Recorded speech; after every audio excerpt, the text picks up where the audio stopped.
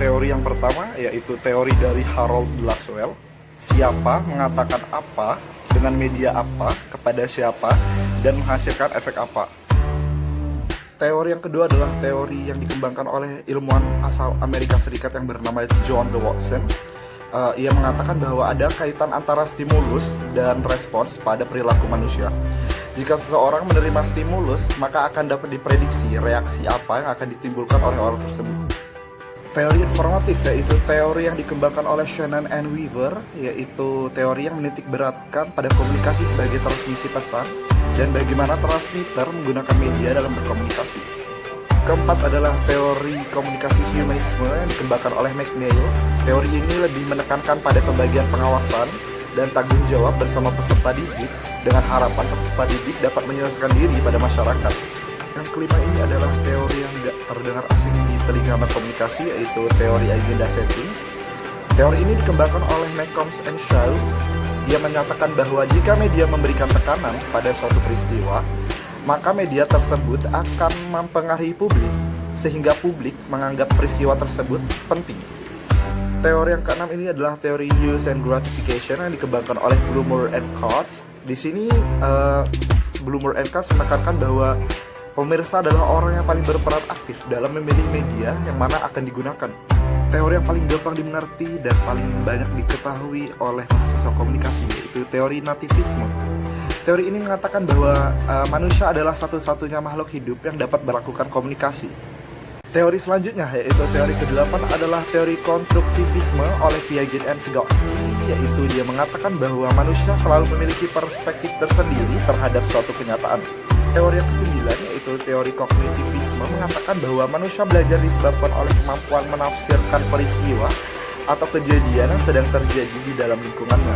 Teori sibernetik yaitu teori ke-10 ini dicetuskan oleh Norbert Wiener yang mengatakan sibernetik adalah teori sistem pengontrolan yang didasarkan pada komunikasi atau penyampaian pesan antara sistem dan lingkungan antar sistem.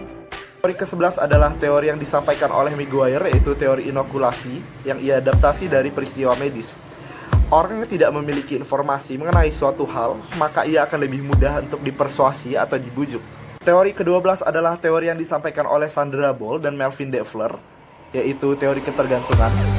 Fokus teori ini adalah pada kondisi struktural yang ada di sosial masyarakat. Jadi, dalam teori ini memiliki kecenderungan untuk mudah terpengaruh oleh media massa. Di Spiral of Silence yang dikemukakan oleh Elizabeth Noel dan Neumann menjelaskan bahwa terbentuknya opini atau pendapat umum dalam masyarakat ditentukan oleh proses saling mempengaruhi antara komunikasi massa, komunikasi antar individu, dan persepsi masing-masing individu, serta hubungan dengan pendapat orang lain dalam suatu masyarakat. Teori kultivasi oleh George Gardner. Teori ini berpandangan bahwa media massa memiliki efek yang lebih bersifat kumulatif dan lebih berdampak pada tatanan sosial budaya dalam lingkup masyarakat daripada personal individu. Teori pembelajaran sosial yaitu teori ke-15 ini mengatakan perilaku baru dapat dibentuk dengan cara mengamati dan meniru perilaku orang lain. Teori ke-16 yaitu teori norma budaya. Informasi dari media massa dapat mengubah norma yang telah ada dan sejak lama berkembang di masyarakat.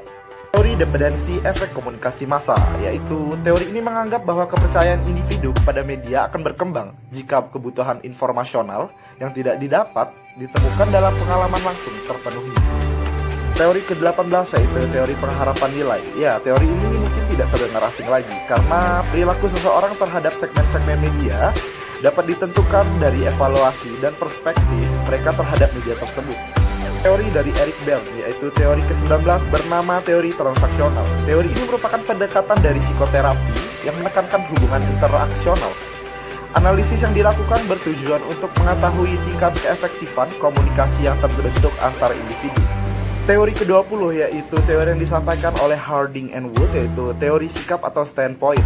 Teori ini menjelaskan salah satu cara terbaik untuk mengetahui bagaimana keadaan dunia adalah dimulai dari sikap atau sudut pandang wanita. Hal tersebut menyebabkan teori ini merupakan turunan dari teori feminisme. Teori struktural fungsional oleh Auguste Comte. Teori struktural fungsional ini dipengaruhi oleh pemikiran biologis yang menganggap bahwa masyarakat saling ketergantungan akibat konsekuensi dari bertahan hidup. Teori ke-22 dari Rogers yang bernama difusi inovasi. Dalam teori ini menjelaskan bagaimana suatu inovasi disampaikan melalui saluran-saluran tertentu kepada sekelompok anggota dari sistem sosial. Teori komunikasi administrasi. Teori komunikasi ini adalah proses penyampaian informasi yang dilakukan secara timbal balik antar anggota.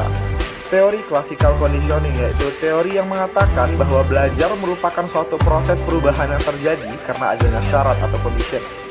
Tindakan tersebut terbentuk dari latihan atau kebiasaan yang selanjutnya memberi respon terhadap stimulus tertentu dalam kehidupan sehari-hari. Teori terakhir adalah teori sikap. Teori ini mengatakan bahwa pengalaman individu, pengetahuan, dan perilaku komunikasi sebagian besar terbentuk dari kelompok sosial di mana mereka aktif.